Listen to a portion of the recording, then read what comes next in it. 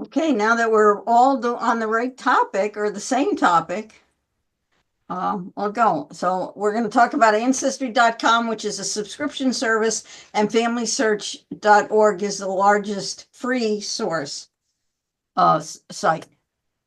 So what I'm planning to cover is talking about your account and the settings, and I'll say a little bit about DNA and how you can navigate the search site on Ancestry and putting your family tree there, and a little bit about understanding the merge process so that you do it in the best way possible.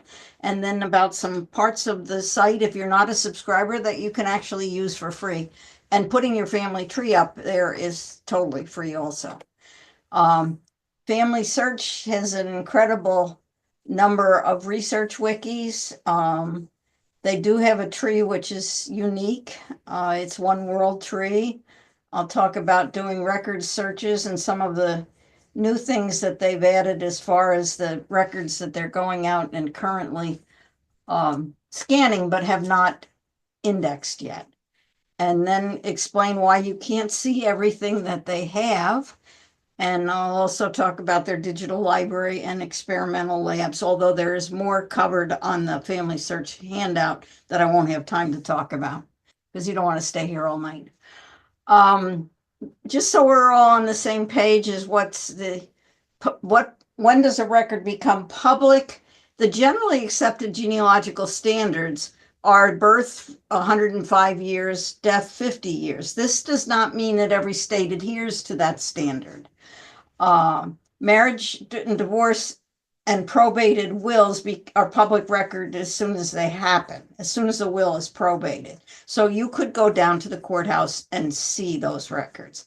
By law, the census does not become public record until 72 years after the census.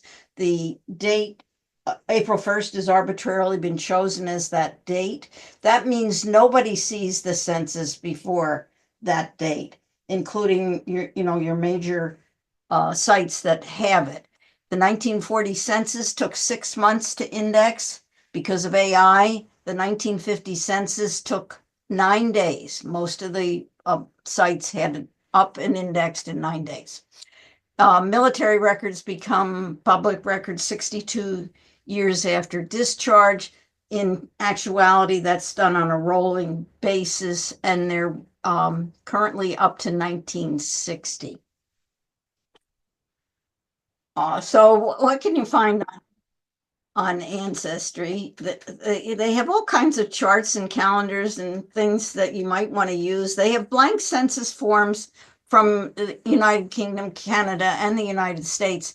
It's good to look at those because then you know the information that's on the census, because not all that information has been transcribed or indexed. And so when you merge it into your tree, that information doesn't come unless you put it in by hand.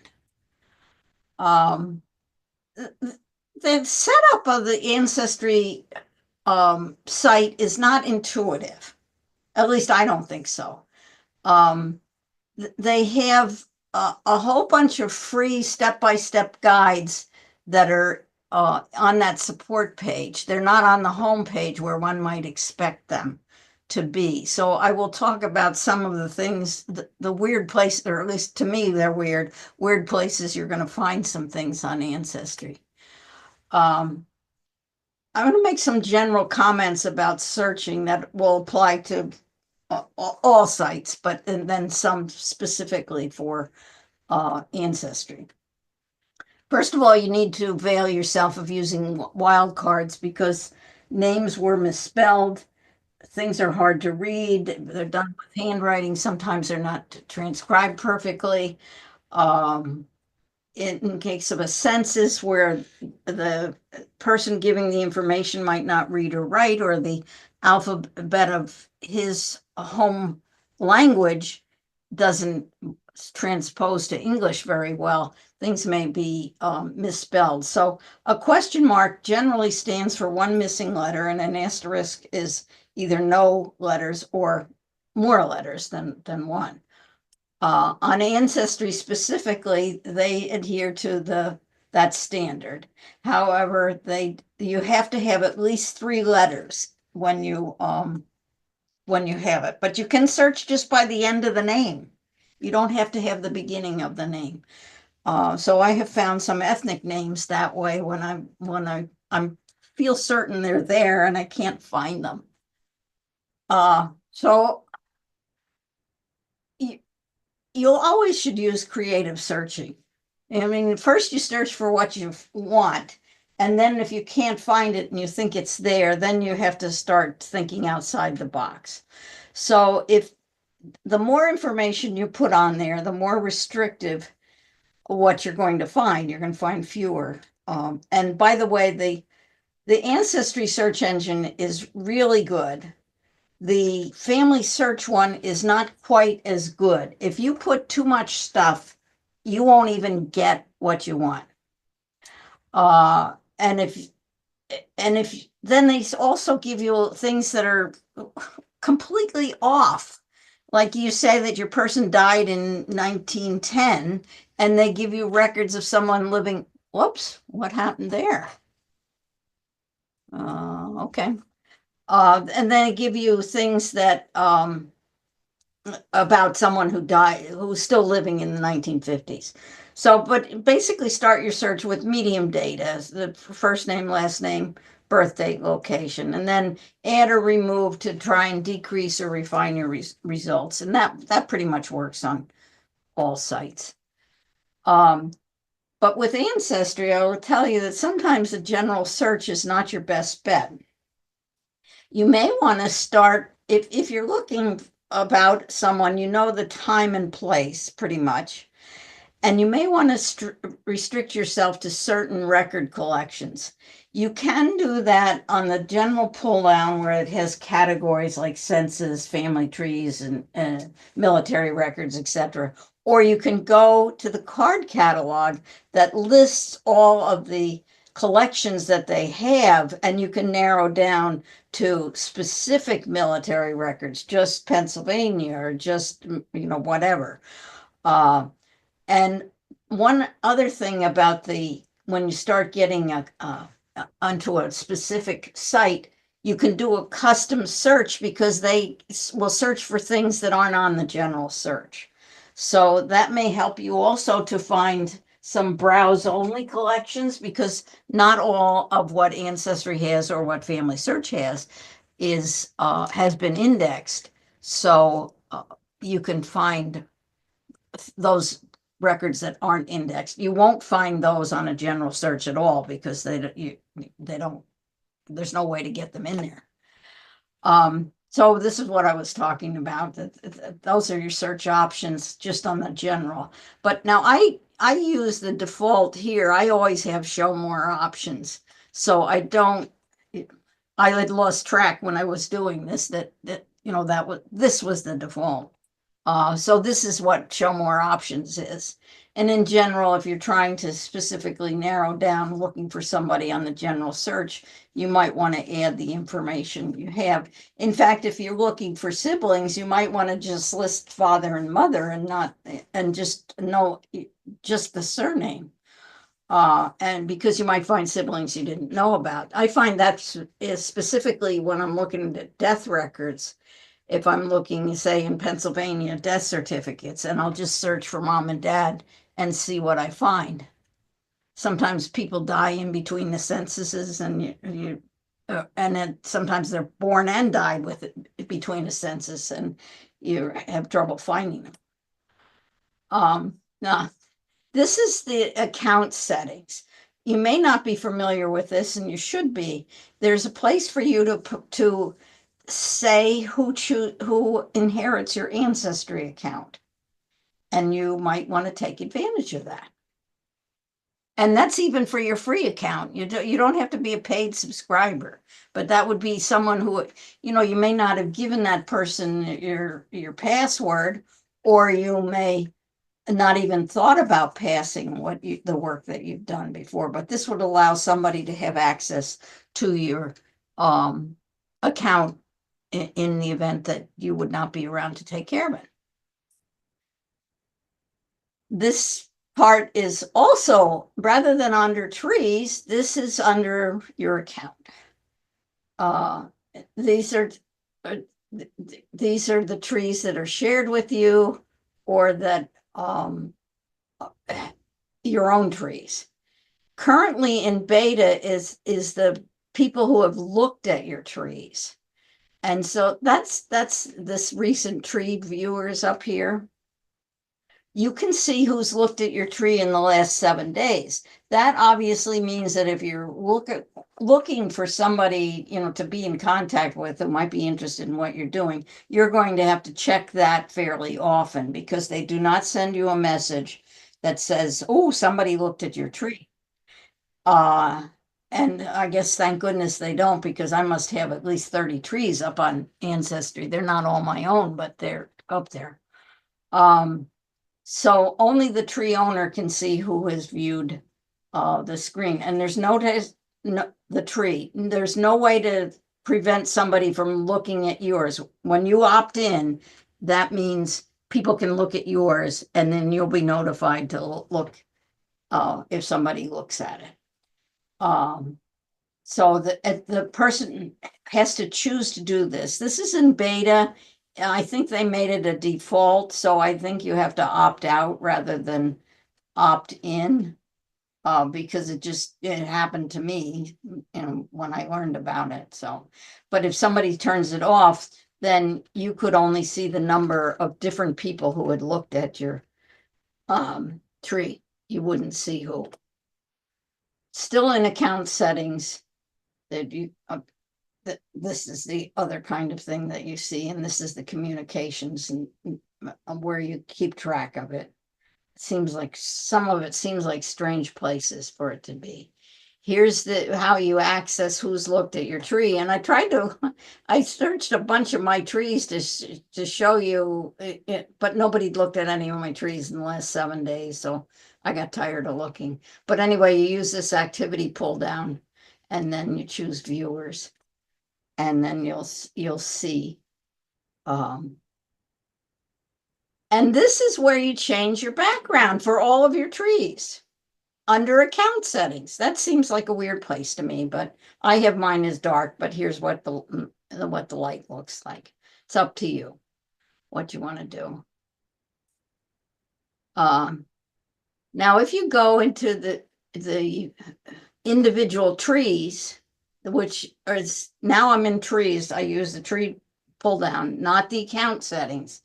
Then this is where I can change the viewing options. I prefer the horizontal look, but you can have it as vertical fan, or just a list or whatever. And what all these things down the side are: there's view, there's gallery, find somebody in the tree, there's the hints, use the leaves. This is the home person. This is more, and I opened up the more for you to see what's there. Some of you may have used or may be using the library subscription, so I like to talk about what's different about the library subscription than if you have a subscription yourself. There's obviously no DNA capabilities, because that's attached to a single account. You can see public member trees. You can't see private trees. You can see message boards, but quite frankly, people are not using message boards anymore. They want that instant gratification of having the answer right this minute. However, you can look at all the message boards, and sometimes those people are still doing work, and they often post their email, and you can get in contact with them. So it may be valuable to look at those. You cannot upload somebody's family tree. You can't, work with the software that you can't post or reply to messages. But in addition, there are records that ProQuest owns that they do not allow library on the Ancestry's library subscription. So there are more records. Some of those are recent newspaper things. Some of them are just small town newspapers. So I can't give you a definitive list of what's not there. Just be aware that there's more things on a paid subscription for a member than on the library one. You can collaborate with other members. You can do the DNA testing. You don't have to have a paid account I mean, obviously you have to pay for the DNA test, but you can do that without having an Ancestry paid account. And you can put your tree up on Ancestry and add to it and cooperate with other people. When you search, and this is true on any site, you need to understand how the filtering results. So don't just rely on the hints, because what the hints, and those are the shaky leaves, if you're familiar with the site, those hints are from the top 10% of the most popular databases. Do you think your ancestor is always in the top 10% of those databases? I don't think so. You may have to get down into, that's why you might want to use a specific database to search. You might be missing some really good stuff. The DNA, cost-wise, it's about the same as the others. I would, if you're planning to buy it, I would wait till it's on sale. That's generally around a holiday, even Mother's Day, Father's Day, Christmas, sometimes Thanksgiving, sometimes, Veterans Day, any occasion to call it a sale. You can download your raw data. It's just numbers and letters. It's not going to be meaningful to you, but you can upload it to other sites, sometimes for free, sometimes for a fee.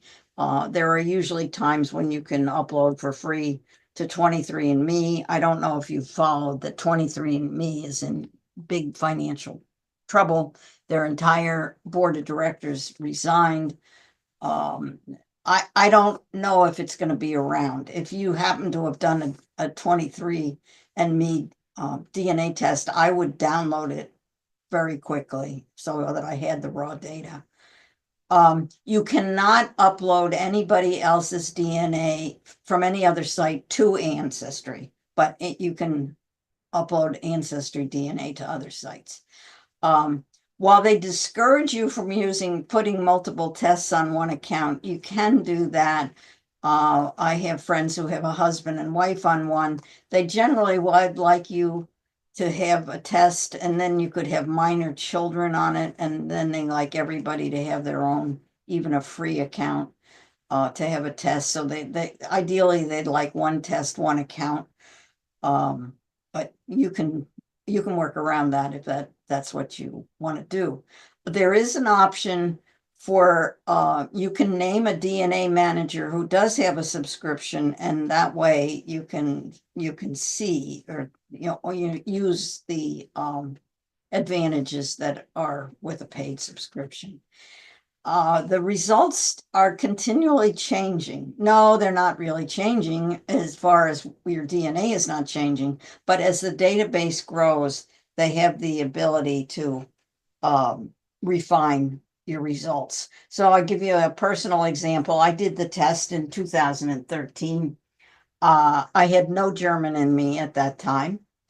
I knew that my mother's family came in the early 1700s from the Palatine area in Germany. I'm now up to 28% German. If you're looking for things for free, they do offer a 14-day free trial. You can use the card catalog for free. There are some records that are free. There's a way you can look at the list of free ones, and there might be something that you want to see. You can look at public members trees for free. Then they have a YouTube channel, and they have an Ancestry Academy where you can learn about Ancestry. Obviously, the DNA test is not free, but you can have a free account after you do your DNA. So there are things that you can, and also they often have free times. I would get on their mailing list even, and because then if there's let's say around Valentine's Day, they decide to have marriage records free for 4 days. Well, you're going to get an email the first day that's happening, or even in advance of that happening. So you're going to get the full 4 days to, work for free. if you're going to depend on hearing about it from somebody else, you may not find out until day 4.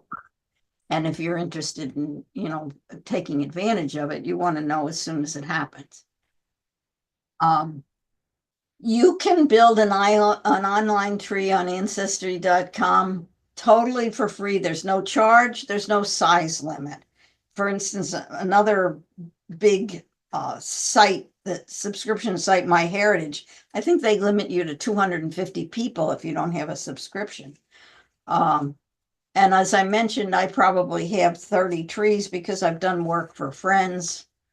There's no limit on the number of trees that you can have on Ancestry. And of course, seeing the leaf hints are free, but you can't see the documents themselves that are behind a paywall, obviously. They will give you enough of a teaser, though, so that you can see, gee, this is good information. I wish I had access to it, because obviously they're in the market of trying to sell you something. I would definitely recommend that you use software. I personally use Family Tree Maker. I've used it, and I've been working on genealogies now. I'm up to over 30 years because I did beta testing at the end of the 90s and into the early 2000s for Family Tree Maker. And it's changed hands a couple of times too. There's no free version. It runs around $80. Right now, they're selling the 2024 version. It's not out yet, so if you buy 2019, you get you'll get 2024 for free. Roots Magic also syncs with Ancestry, and they do have a free starter version. If you've decided to use MyHeritage as your go-to genealogy records, then you probably want to use Legacy software, which has a free starter version. However, you need to make your software choice and stick to it. And the reason of that is because all those attachments, media files, whether they're audio, video, PDFs, pictures, whatever they are, they do not come into the new software unless you're doing a sync with Ancestry. So you could go from Roots Magic to Family Tree Maker without a problem if you worked back and forth on Ancestry. Right now, they're having a little problem with the syncing. I don't know that they still have it. They still haven't gotten it fully straightened out. And that may be one of the holdups of why they haven't issued 2024. I wasn't involved in beta testing in this round.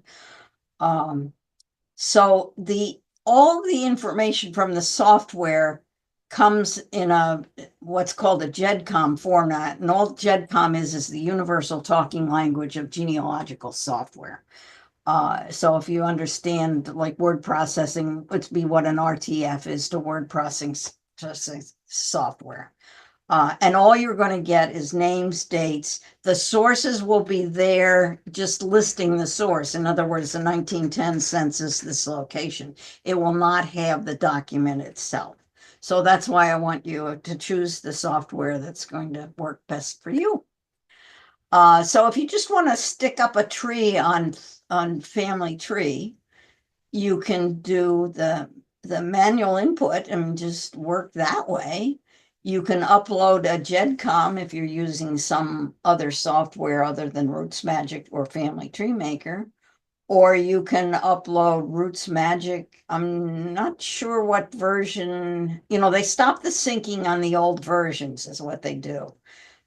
So for quite a while now, you can't sync with 2007 Family Tree Maker 2017. I'm not sure what version Roots Magic is up to. And what I love about it is you can sync to multiple computers. I will tell you, I'm working on a tree for a friend, and the friend has an account. So I put the tree on her account, and it is on my laptop, in Family Tree Maker, and it is on my PC. It is on her laptop and PC, and it's on Ancestry. So there it syncs with 4 computers and Ancestry. When I make changes, she can, see those. When she makes changes, I can see those and I can sync them with the computer. So I don't know the limit to the number of computers that you could sync on, but I love that if you're cooperating with somebody and working on something. Somebody obviously that you trust, because if you're both editing the tree, then, if you don't trust them, then you don't want that to happen. The default on the sites, on all sites, is that live people, it cannot be seen by anybody, that you don't have to do anything to make that happen. I know that in the Family Tree Maker software, I can privatize attachments. Like I have my parents' death certificates on there. Well, they both died in the 80s, and I have no desire to have those, posted up as public. So I've privatized some of those things that are that I don't want to share with the whole wide world. You can, work on the tree and see all media files from the Ancestry site, if either with a subscription or on the free trial. If you have a free account, you can see all the facts, but any media that came from Ancestry, that was behind this paywall, you can't see. So that's the advantage of having it on the software, because it's on your computer. You have all those media files. You will never lose them. So that's why I definitely would recommend that. When I first started using that software back in the 90s, it didn't merge. It merged the information, but it didn't merge the media file itself. So I have a lot of those media files just in as pictures, not linked to the internet as a source. I have been trying to go back to do that, but when you're talking about trees that have 8,000 people in, it's a daunting task.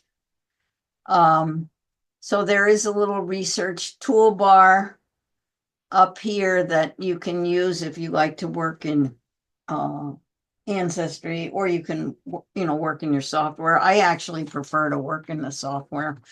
But there's a little pull down here where you can link to family events, and it'll also give you some historical insights. Those historical insights are pretty much national level, not local. Like this is my dad. He grew up in Armstrong County, Pennsylvania. It doesn't give you events related to just Armstrong County. Here is the what this little toolbar that I showed on the last screen is. So this is the Pro Tools, which is another $10 a month. You can ask somebody for a photo or more information.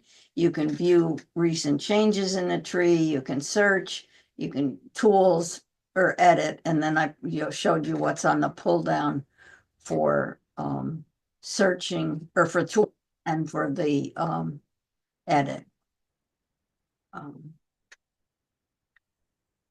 So here's what the research toolbar looks like. And as long as you're in this screen on the individual person, where it has facts, hints, the gallery view, which just shows you all the attachments, the life story, which is written by Mr. AI, then you will see this little research tools.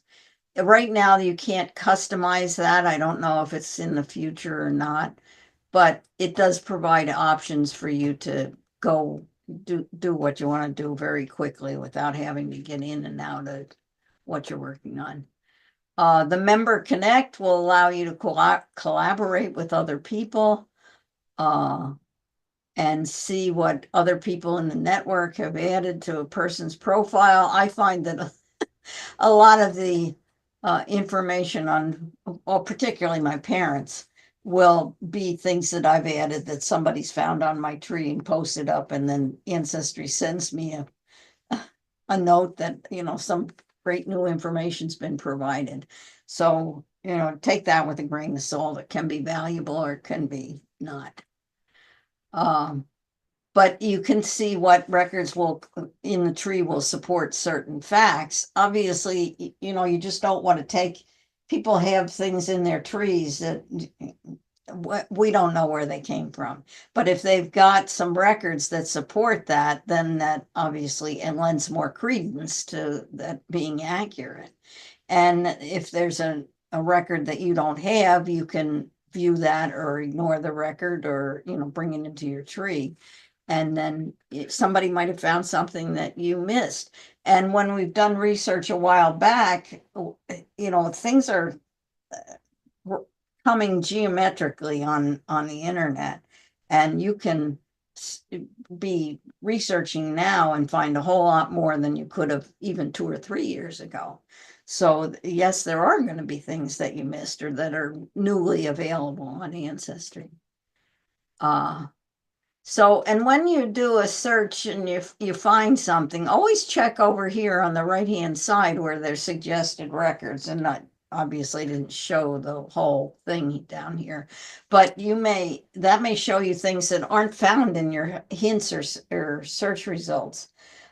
So it's just another tool to help you find and further research. And sometimes it has nothing to do with your person too. I mean, even the hints that they say, here might be new record. It's not your guy. There's another, I think that's a fairly unusual name. He's not a close relative, but there's another James E. Hedinger who was in Luzerne County. And that, those kinds of records were popping up for me, and that was the wrong guy. You can print a family group sheet if you're into having printed things. And right from here, which a lot of people are interested in doing. If you're going to do the DNA, I mentioned about the sales, they do have the largest of all of the DNA. They're about somewhere around 20 million. Download the raw data, it's yours. You can upload it to other sites. Sometimes there's a fee, sometimes it's free. But one nice thing about Ancestry is that the people who have done the Ancestry DNA are more likely to have an interest in genealogy. That doesn't mean that they're going to answer you. And there's lots of people, you're talking 20 million people. There's lots of people on there that have done the test that aren't interested, didn't do a tree. But it does require patience for a reply. Sometimes you can get the name, you can figure out the relationship, and you can find the real person and contact them another way. I use, if you're looking for a site to find real people, and I don't even have it on the handout, but it's called familytree.com or Family Tree Now, I'm sorry. And it tells you related people and the month and the year of birth and associated names, and you can pretty much figure you got the right guy or gal. But the reason I put about the patience for a reply is there was somebody who was a match for me, fairly close, and she had a tree that had 4 people in it. Okay, one of those people was my great-grandmother's brother. So obviously knew the relationship. I was pretty excited because I had researched this guy extensively, and I thought I knew more than anybody in the whole world about him. And so I was anxious to hear back from her. 3 years later, I heard from her son. She was a 94-year-old lady. She, done it and never went back on, didn't use a computer. She's since passed away, but it did then carry on a relationship with the son, who obviously also was a DNA match to me. But 3 years. Oh, that didn't want to go. Now, if you find a picture on Ancestry of an ancestor that you want to include in your tree, do not use the software to bring it into your tree, and I'll tell you why. You want the people who see this information on your tree to always know what the original source was, because there are a lot of people out there who see a name and they think, oh, that's my guy, and they attach it to their tree. The person who originally posts the picture is the most likely person to have it attached to the right person. So I always view the pictures and stories. I go to the original post. That's one of the options. So and so originally posted this on. And then save it to the tree on Ancestry, not through the software. This way, that original information will always be on it. And then others can verify that you've attached that to the right person. I know I'm anal, but that's my suggestion. Original records can be indexed or transcribed incorrectly. My favorite story of that is a death certificate I was looking at, and the parents' names were Mr. and Mrs. Unk, but the person's surname was not Unk. So, of course, I always look at the original document, and under father's name and mother's maiden name, it said UNK. I do believe that was probably an abbreviation for unknown, not the Unks. So you need to make sure that to look at the original document and find out what's right. Not all the information that's on a document is merged into your online tree or the software. One thing that I think is really important on a death certificate is who was the informant. That information is usually on the death certificate. It is never indexed. I don't know anybody that's indexing it. But that could be pretty important. The spouse is probably the best person to give that information. But it's a judgment call. You need to understand how a merge works. What happens, let's say you have in your information that your person was born in 1843, and then you find that he was born in Pennsylvania. If you merge that information into your software, it's going to override the date. You're going to lose it.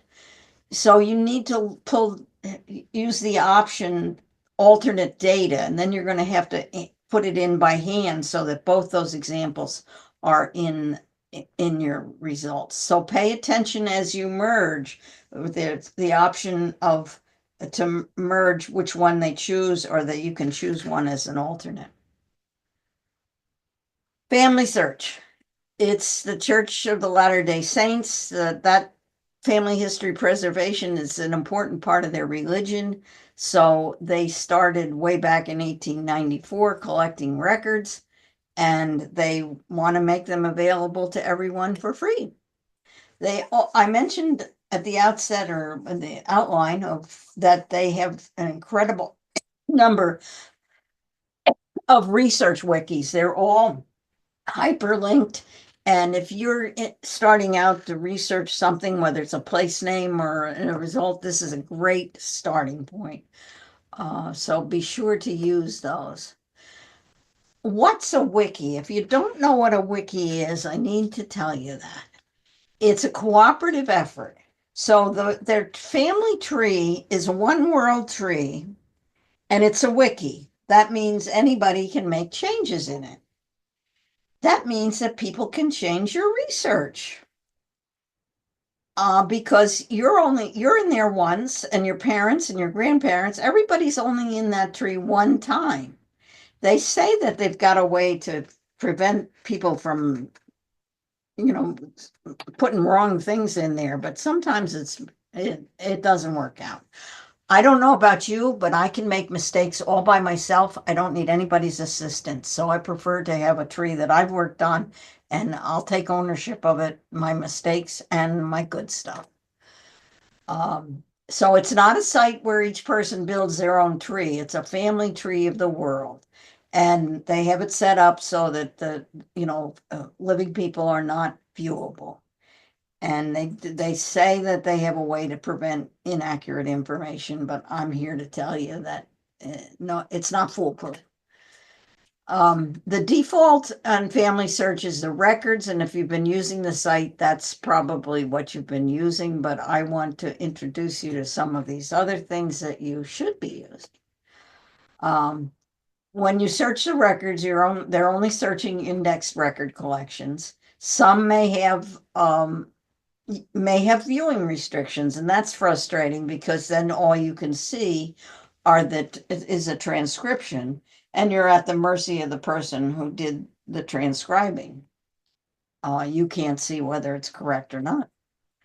If you use the catalog to search, then it will search all their holdings, but there are things in there that haven't been indexed yet. The frustrating thing about this is you can use the check mark for online only, but they will still show you things that you can't see, and that's very frustrating.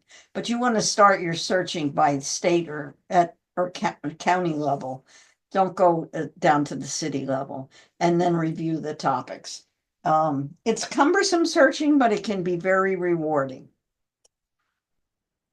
Now, you're asking me why these records have access limitations. So here's why. Some come from the organization that owns or manages the original. Others have, data privacy laws. They're too recent. They're still in copyright. And these limitations are going to determine where or how they're available. So here's these little symbols.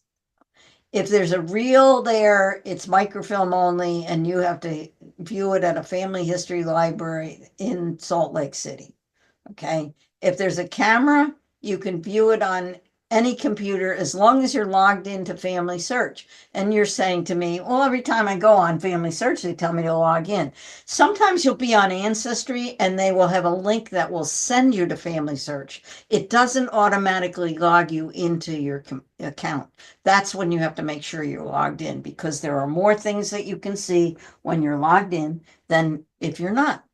If the camera has a key, you can't see it from home. You have to go to either a family history center, and those are at the Tabernacles, or a FamilySearch affiliate library, and you have to be on the FamilySearch affiliate library's computer. You can't just use your computer in the library.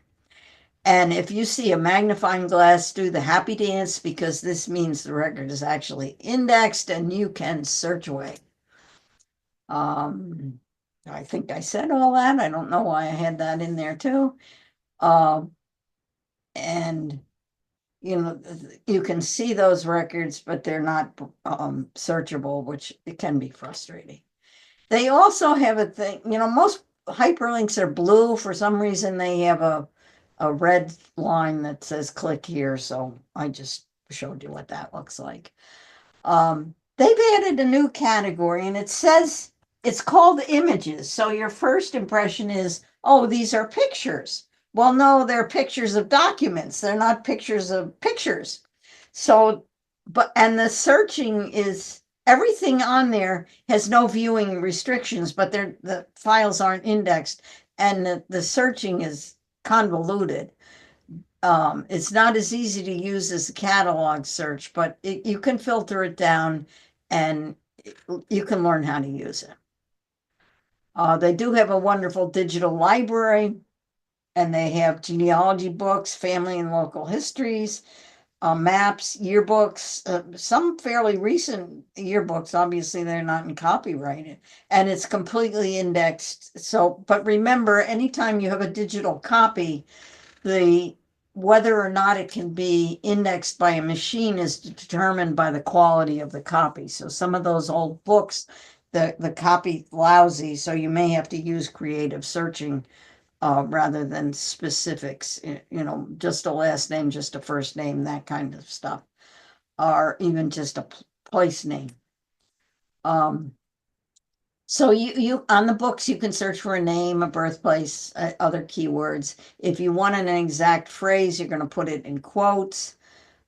You can use and or not between search items, and you can use wildcards. This is great.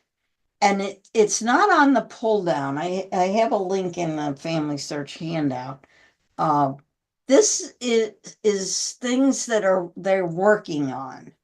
And they want your input on whether you like it or not. And the thing that and there's some related to the tree. What I'm interested in is the full text search that they're doing.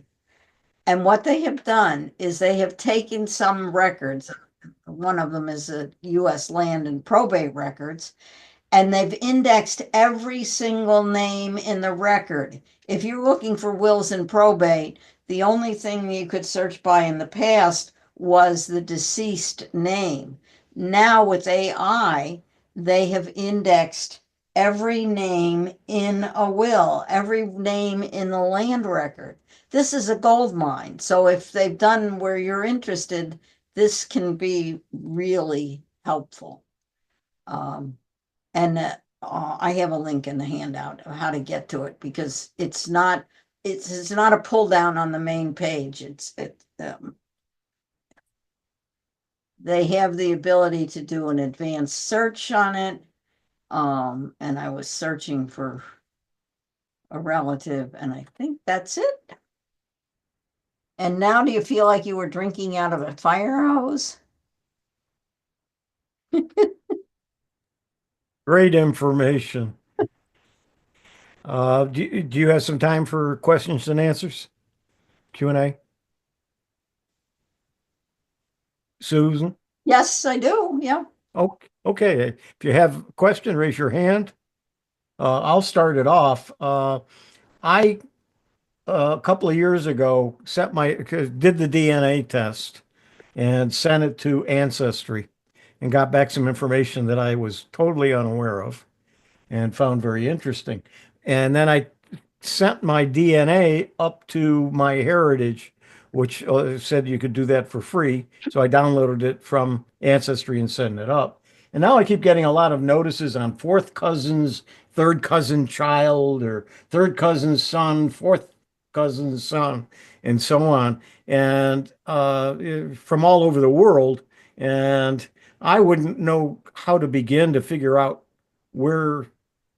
how they're tied to me. And I get a lot of them. Where would I start? Or is this Well, something that I'm really going down a rabbit hole?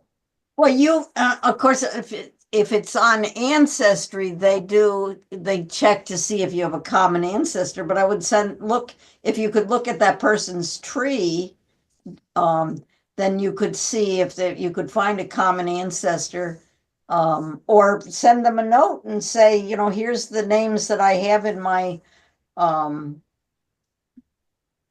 the place names or the names that I have in my background, and where do we connect? A lot of them will have a very limited tree. It might be sons who are living, so there's no name, Right. and then their parents that may still be living, so there's no name, and then somebody above them, and then it goes nowhere. So I have no idea where it would come in. Yes, the further back you get, the harder it's going to be connected, unless you recognize a name. I had one in one of the Scandinavian countries, and it was related to my grandmother because it was my grandmother's surname. But the family had been in this country since the 1600s, and so obviously the person had gone to Europe rather than been born there. And then Ancestry sends me a lot of notices about my mother or about my father, that just news articles and so on that really don't give me any additional information. So I just kind of look at it and say, okay, Yeah. and don't do anything with. Yeah, but connecting with those third or fourth cousins or finding that can help solve genealogy mysteries sometimes. I had a friend that was working with somebody from England, somebody from Texas, trying to identify, I think it was his great-great-grandmother's maiden name, and they solved it through triangulation and the DNA, ultimately figuring out. Okay, Margaret has her hand up. Margaret, go ahead. Thank you. Thank you very much for the information. I really appreciate it. I've been a member of All of Us for years. Okay, the NIH group. I've really enjoyed it. Now, recently they announced they're going to be closing down their research. It broke my heart. So what would you suggest as a place to maybe move some of that and continue the kind of connections, getting connections from different things, even some research? There's a genome link, genome links place you can post your DNA other places. I mean, it depends on where you want to post your DNA. And if you think that they're not selling your DNA, you're dreaming. Everybody's Exactly right. They should be paying us. Right, exactly right. And that's why, and I think that's why NIH got out of the business, is because it was getting a little bit too challenging to keep maintaining the kind of anyway, the structure they wanted to do the business with. So it's nice to know that. But what was the name of that again? I think it's genome link. Let me see if I can find a message. No, don't worry, I'll look it up. That sounded good. Yeah, just, you could do a Google search for, and they're basically health information. Yeah, There's also a site called Prometheus, okay. THESE, and there's a fee for it. It used to be $10. I think it's 15. And they will analyze your DNA, and then they'll send you information related to what they find. And you have to download it now because I think it's only up on their site for a couple of weeks. Okay. And then that's just eliminated. Thank you. Carl, you have your hand up. Yeah, thank you. Good presentation, Susan. I have a tree on Legacy, I have a tree on FamilySearch, and I have a tree on Ancestry. And that's not good because now you're trying to maintain 3 different documents. Right. But my basic question is, I have a FamilySearch center near me that I can go visit, but they don't really want to help me with my ancestry tree. They will do it kind of like, well, what, you have a quick question, kind of thing. And what I want to do is have somebody, and I don't know where you get the help, is take a look at my ancestry tree. And I have problems where the ancestry will tell me, well, you got somebody who was died before they born or something, flaws. There's a free site called Tree Checker that will go through your you don't have to have the Ancestry Pro Tools and you can set the parameters too, like, no babies before the parents are 15 or, whatever you want to set. Well, that's good, but what my problem is, I don't know how to correct it. I know what the problem is, but just using the tool, like if I have a duplicate names and I have, duplicate links for whatever reason, I know I have some of the same parents, I'll have off the same parents, 2 different siblings, lines of siblings that are duplicate. And that's why I use an ancestry. I need somebody to say, this is what you have to do to fix it. That's why I use the software. It's really easy to merge 2 people, or, a common mistakes that people make is that you get somebody in at the wrong level of your, it's a grandfather rather than the father or whatever.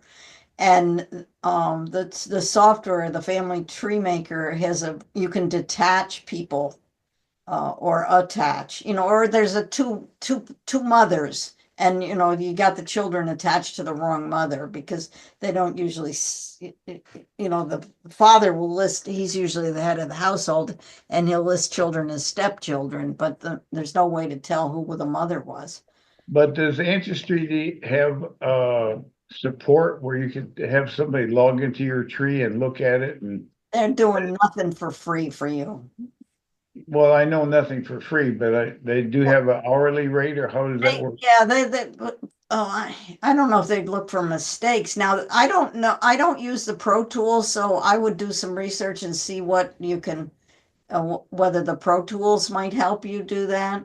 Because you don't have to subscribe to that for the rest of your natural life. You can, subscribe for a couple of months, and it's $10 a month. Oh, okay. Well, that's good. Yeah, know. I would check and see what they do, because I'm not an expert, having not used it. Okay, well, thank you very much. Good Mhm. job. Sharon, you have your hand up. Yes, my grandfather was born in Indian Territory where there were no records. Is there anything I can do? Well, there are records. Was he an Indian? No, he was not an Oh, Indian. oh, okay. Yeah, because the Indians keep good records, but they're matriarchal. So they follow the lineage through the woman, not the man. What year was this birth? Did this birth take place? Oh goodness, I wouldn't. Just a guesstimate, because I'm.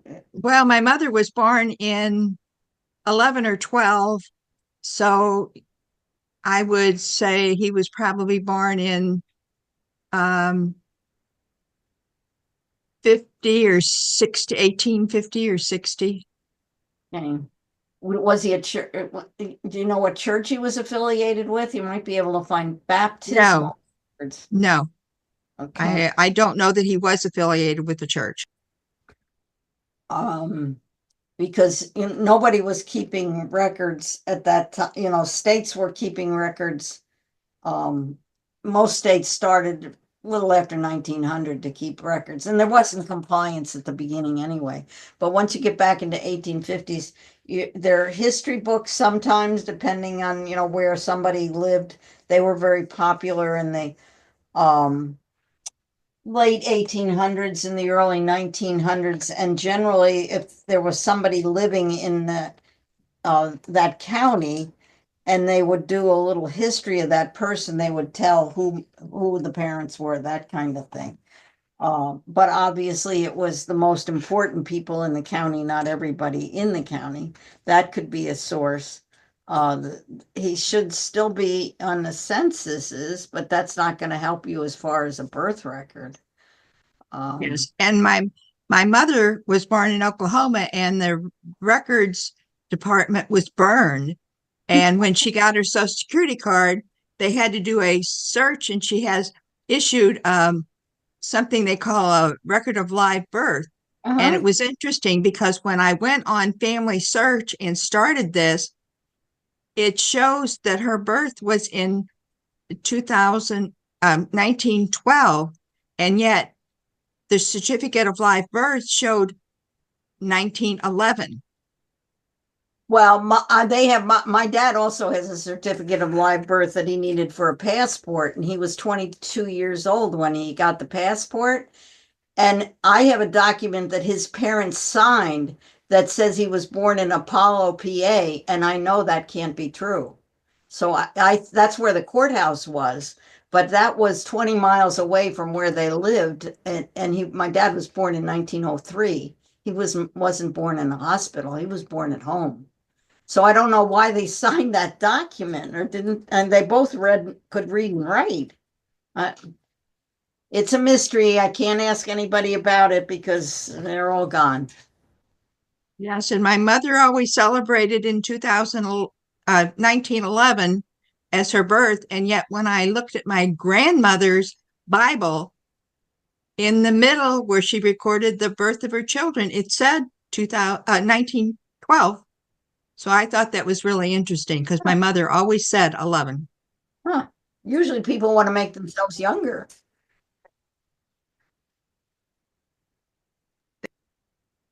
Are there any other questions? Well, Susan, I think that was a great presentation. It helped me a lot, and I hope others. Don't forget there is a two-page article, and I think I saw that Drew put the second one up on the page as well, so you can download the articles that Susan sent to us. And thank you very much, Susan, for joining us here in Sarasota. And And several people have put things in the chat that people might find that they want, so you could copy the chat. yeah, and if you want to do that, depending upon what version of the Zoom software you have, but you'll see three dots at the top of the chat box, and the top of that says Save Chat.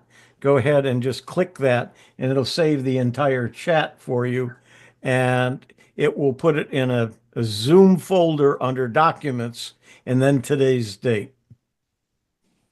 And with that, on behalf of Ann and all of the other officers of STUG, I want to thank everybody for joining us.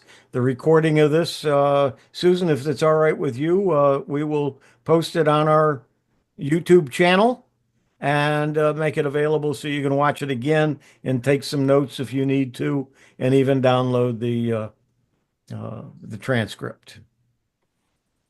And with that, thank you everybody for joining, and we'll end the meeting. Thanks. Thank you very much.